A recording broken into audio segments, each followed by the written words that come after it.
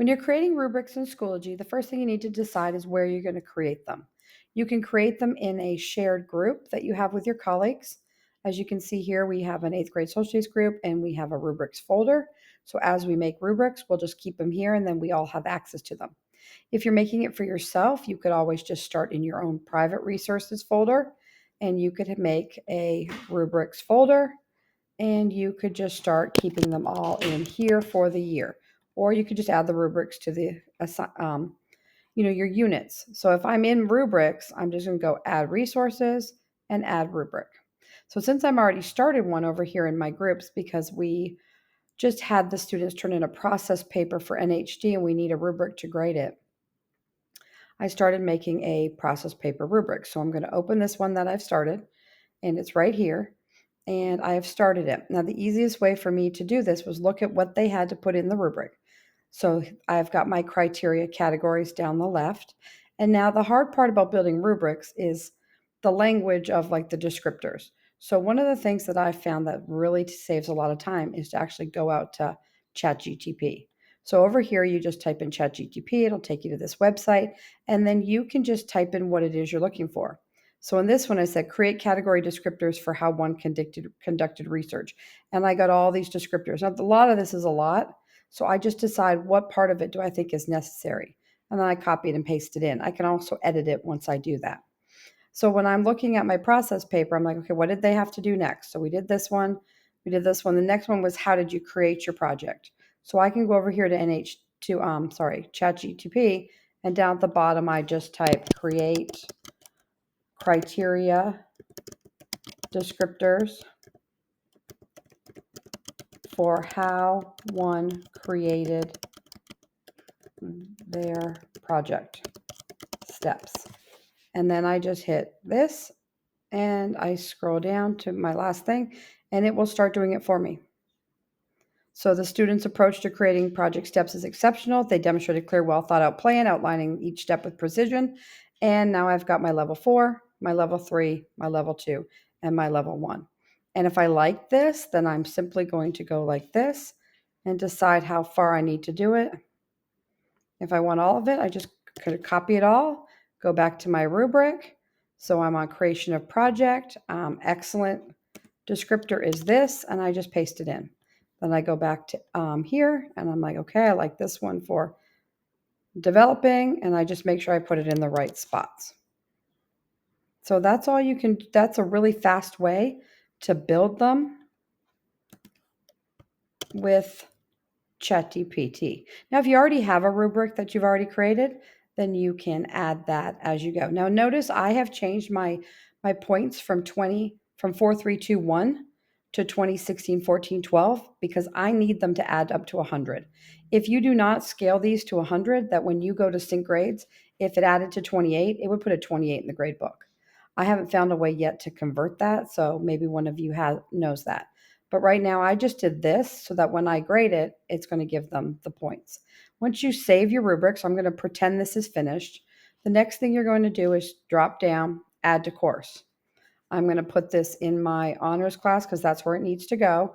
And I'm not going to put it anywhere because it's not going to give me any folders to choose. It's going to automatically put it in my rubrics.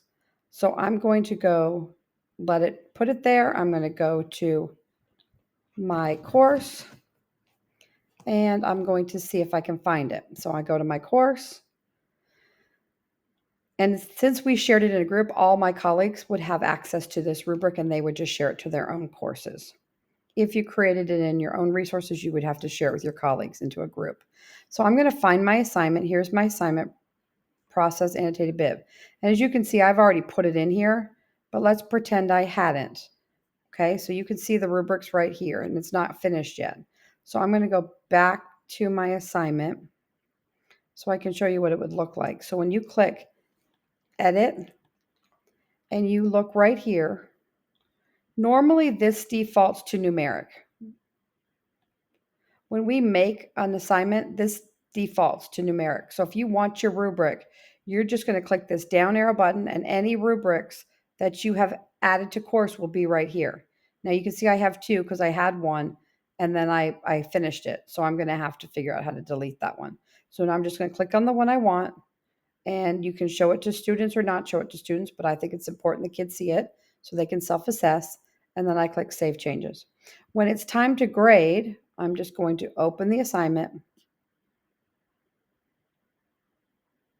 and I'm going to open a process paper.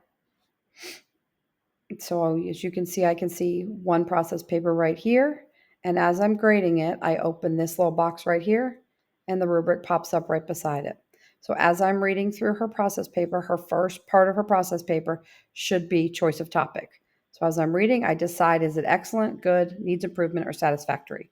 So again, I can look at what it's saying she should have to get that level. So if I click that, it'll automatically do that first category and the next category will pop down. Research. Okay. And as I continue to read her research section, remember these kids only had a 500 word limit, so they can't go on and on and on. They had to be concise. So now I'm going to read, what I think. So if I think she only does good, I can click 16. And if I think she does great, or so forth. Now, I don't have a zero category, so needs improvement would be the lowest they could get if they attempted it. Now, if you want to put a zero in here, if they didn't even try that section, I guess you would need to do that. Significance of topic, I haven't gotten that far. So I could save this, and then that would say we were done. That would be her grade, a 48, because I haven't finished all my criteria. But when you're done, she would then have a grade out of 100 because I scored mine so that they would equal 100. Now, and then once I save it, her grade would show up at the top of Schoology. And then when it was time to sync, it would work. I'm going to X out of this because this is not her grade and I have to finish the rubric first, but I just wanted to take a video here. If you wanted to see another one, once I go here, I go into my other social studies 8th grade class and we did a DBQ last a couple weeks ago, and I made a rubric for the DBQ so that it was very simple for the kids to see exactly what they needed, and then they could quickly assess themselves, and then I could assess them, and then we were good to go. So when you're doing rubrics, the hardest part is the setup, obviously, at the beginning. And if you've already created them, like we did in Google Classroom, we have those spreadsheets. I have not found a way that we can import those spreadsheets into Schoology. You really do have to start from scratch. So if you look here in progress, I have one essay to grade because he turned it in late, but I don't have access to it, so I can't grade it. So I'm going to open up this one, and you can see where she started to type. And what I can do here is I can go to the rubric, and again, thesis statement, excellent, good, and then it kind of tells what it is. And then I go down to document integration. And as I'm reading, I'm looking to see how she integrates the documents, how she uses her evidence, how she uses reasoning, if it's organized, if the writing's clear and easy to follow, and if there's few errors in grammar and spelling. And when I'm done, if you notice here, I didn't do this one out of 100 because I didn't know better. So it's out of 28. So I have to do the math to put it in PowerSchool. If I sync this and I tried it, a 28 goes. So you want to make sure that you scale this out of 100. And that's pretty simple. So the benefits here are really good for the kids because I think giving them feedback is very helpful. Also, when they have access to the rubric ahead of time, which they would, then I made a copy of the rubric and put it on a doc. So they had this with them while they were working. So it's no surprise when it comes to grading what they're supposed to do. I know sometimes criteria language is a little confusing for kids because it's not you need two, you need three. It's a little bit subjective, but at least they know the things you're looking for and that they need to add these, especially in writing.